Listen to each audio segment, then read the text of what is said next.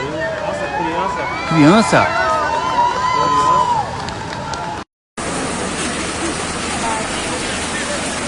Estão usando água do mar.